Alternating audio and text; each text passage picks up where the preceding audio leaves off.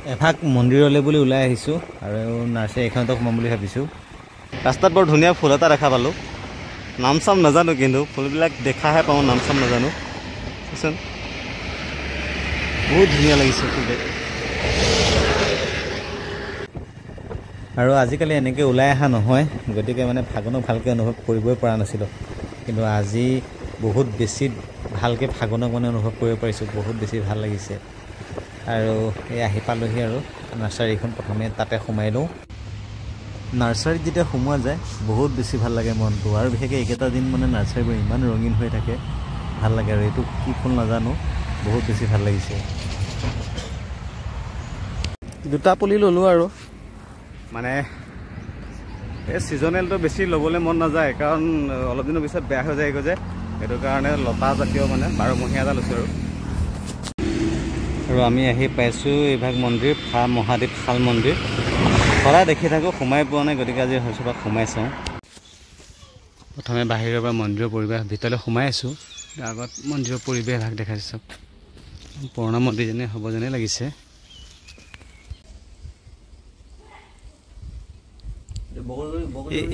এইভাগ কি হয়নো, মানে আপোনাৰ ইয়াত যে আছে বাবা বাবাৰ সব দেৱগুণে আছে। বাবাৰ লগত সব দেৱগুণে থাকে যে, 33 কোটি দেৱগুণ থাকে। আৰু ইয়াতে আহিলোঁ, তাৰপিছতে দাদা এজন ইয়াৰে, তেওঁ আপুনি ইয়াতে পূজাৰী কাম কৰে, তেখেতৰ পৰা গম পালোঁ মানে এই ভিতৰত যিভাগ মানে মহাদেৱৰ কি বুলি কয়, এইভাগ যে মহাদেৱ শাল ভাগ যে আছে, সেই শাল ভাগক মানে ইংৰাজে কিবা লৈ গৈছিলে ইয়াৰ পৰা, নাৱত উঠাই নিছিলে। তাৰপিছত সেই মানে এইটো অলপমান হেৰি অন্যায়ভাৱে নিছিলে চাগে ন।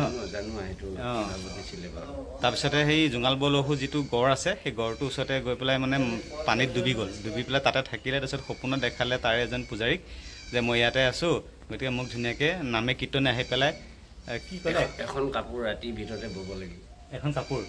অঁ, তাৰপিছতে গৈ পেলাই তেওঁ গৈ পেলাই তাতে বিচাৰি পালে আৰু তাতে ডুব মাৰিলে, বোকোচা উঠি গুচি আহিলে। অঁ, ডুব মাৰোঁতে বোকোচাত উঠি পেলাই আহিলে। আৰু মানে বহুত কিবা ভাল লাগিছে পৰিৱেশটো, আৰু দেখাই আছোঁ আপোনালোকক। আৰু মন্দিৰটোৰ মানে চবফালে কেৱল ভগ্নাৱশেষ। ইয়াৰ যে সম্ভৱ সেই জোঙাল বলহু বা আৰিমত ৰজাৰ দিনৰ বুলি কৈছে। চাওকচোন কিমান পুৰণা শিলা আছে, ইটা। ইয়াতে মানে খান্দিলে বোলে কিবা কিবি ওলাই থাকে, আৰু ভগ্নাৱশেষ বহুত আছে, দেখাই আছোঁ। আৰু এইটো হ'ল গোটেই পৰিৱেশটো। ইয়াত অলপ আগত আইসকলে নাম কীৰ্তন কৰি আছিলে। বৰ এটা শান্ত পৰিৱেশ মানে।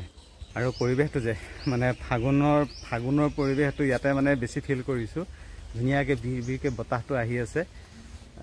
এই বতাহটো মানে আজি মই বেছিকৈ পাইছোঁ। আজি মানে বহুত ভাল লাগিছে ইয়াতে থাকি পেলাই। এটা শান্ত পৰিৱেশ, বহুত শান্ত পৰিৱেশ, ইমান এটা ধুনীয়া পৰিৱেশ।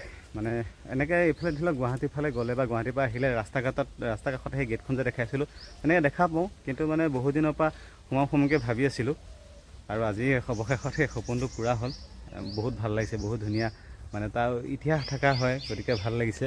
আৰু গোটেই পৰিৱেশটো চাওক, এইবোৰ চব ভগ্নাৱশেষ, ইয়াত চব মাটিৰ তলত ওলোৱা। আৰু ইয়াতো মানে এইটো মিউজিয়াম হয় বোলে। ইয়াতে তেখেতে ক'লে ইয়াতে সকলোবোৰ মানে ইয়াতো কিবাকিবি সেই তেনেকুৱাবিলাকেই আছে। আৰু ইয়াত লিখা আছে আৰ্কিঅলজিকেল ষ্টেট মিউজিয়াম মহাদেৱ শাল। আৰু সি আঁততো চাওকচোন কিমান ওলাইছে, গোটেই পৰিৱেশটো কিমান আছে চাওক চবফালে।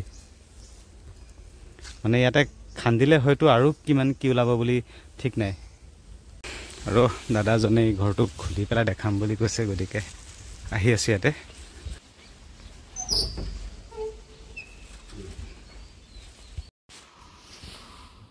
ইয়াত এভাগ লিখা আছে বিশ্বপদ্ম। মানে বিশ্বপদ্ম মানে কি মই বুজি পোৱা নাই।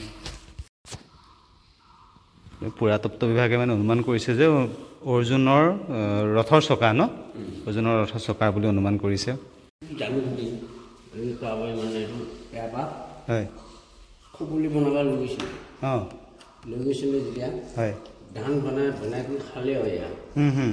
মানুহবোৰ এখনৰ পৰা শাস্তি কৰি লৈ আহিল। আচ্ছা, শাস্তি কৰা আৰু নামে গুণে আহি, হয়, সদায় এইটো মোবাইল জুম কৰি মাৰিলে কি ভগৱান আহি যাব।